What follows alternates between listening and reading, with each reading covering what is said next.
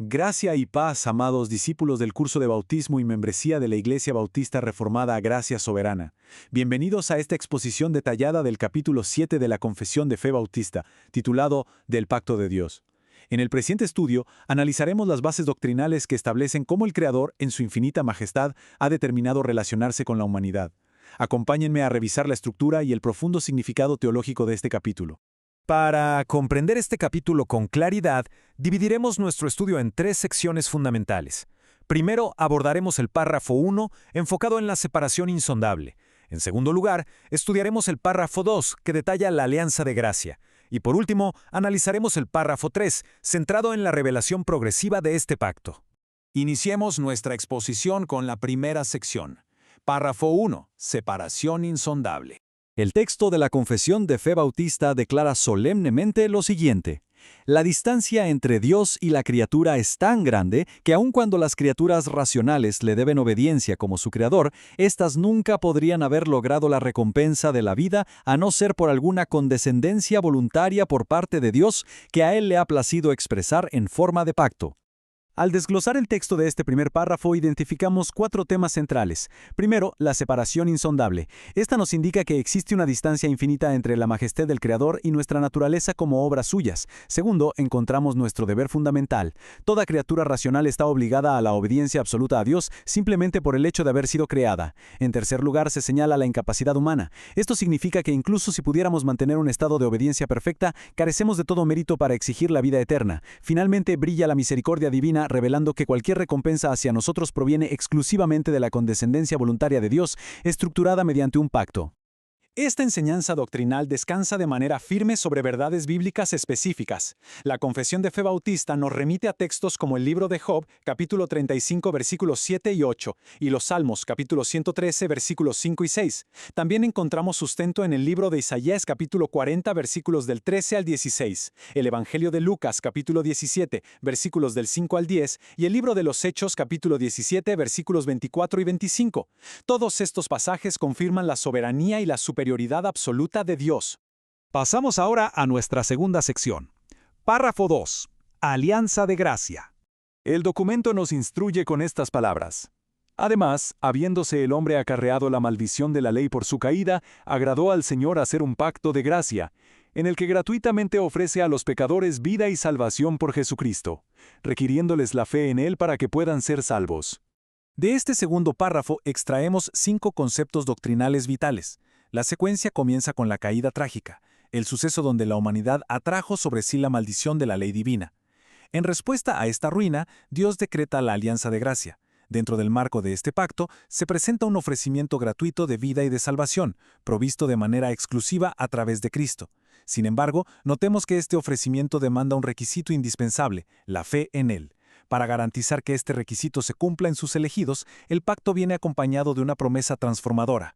Es necesario definir con exactitud en qué consiste esta promesa transformadora. La Confesión de Fe Bautista detalla que es el compromiso divino de dar su Espíritu Santo a todos aquellos ordenados para vida eterna. El propósito de esta impartición del Espíritu es otorgar a los pecadores la disposición y la capacidad genuina para creer, es decir, Dios provee los medios para cumplir el requisito que Él mismo establece. El fundamento bíblico que respalda el párrafo 2 es extenso y profundo. Para la alianza de gracia y la obra de Cristo, se nos dirige a Génesis capítulo 3, versículo 15, Salmos capítulo 110, versículo 4, Efesios capítulo 2, versículo 12 y Hebreos capítulo 9, versículo 15. Sobre el requisito de la fe, las citas incluyen Juan capítulo 3, versículo 16, Romanos capítulo 10, versículos 6 y 9 y Gálatas capítulo 3, versículo 11. Y para sustentar la promesa del Espíritu, encontramos Ezequiel capítulo 36, versículos 26 y 27 y el Evangelio de Juan capítulo 6, versículos 44 y 45. Continuemos con la tercera y última sección de nuestro estudio. Párrafo 3. Revelación progresiva.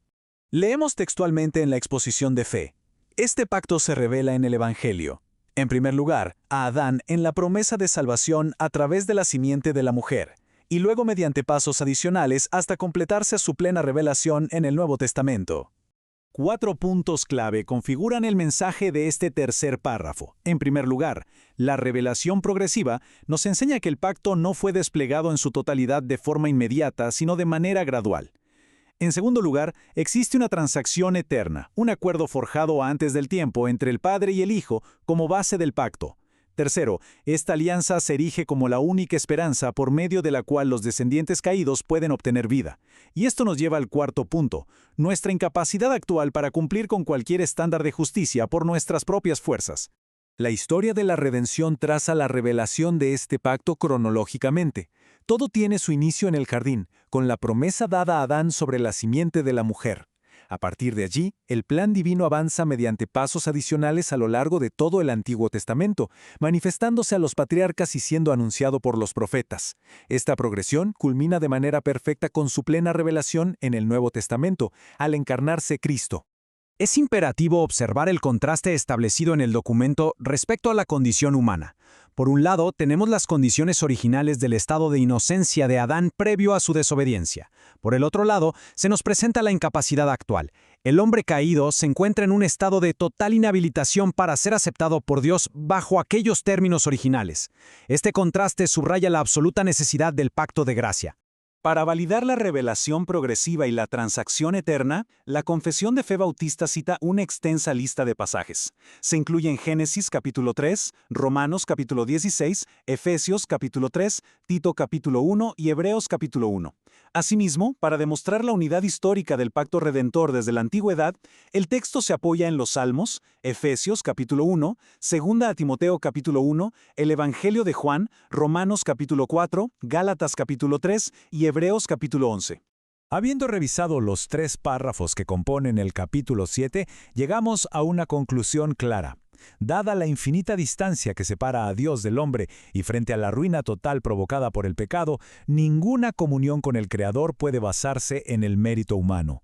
Dicha comunión solo es posible mediante su soberano y misericordioso pacto de gracia, un pacto anclado eternamente en Cristo y aplicado de forma eficaz por el Espíritu Santo. Al dar por terminado este estudio doctrinal, se nos presenta una interrogante final, digna de profunda meditación. ¿Cómo reposa vuestra esperanza en la inmutable gracia de esta alianza eterna? La respuesta a esta solemne pregunta debe hallar su fundamento en las Escrituras que hemos expuesto, asegurando nuestra fe en la perfecta provisión del pacto de Dios. Que la gracia del Señor les acompañe.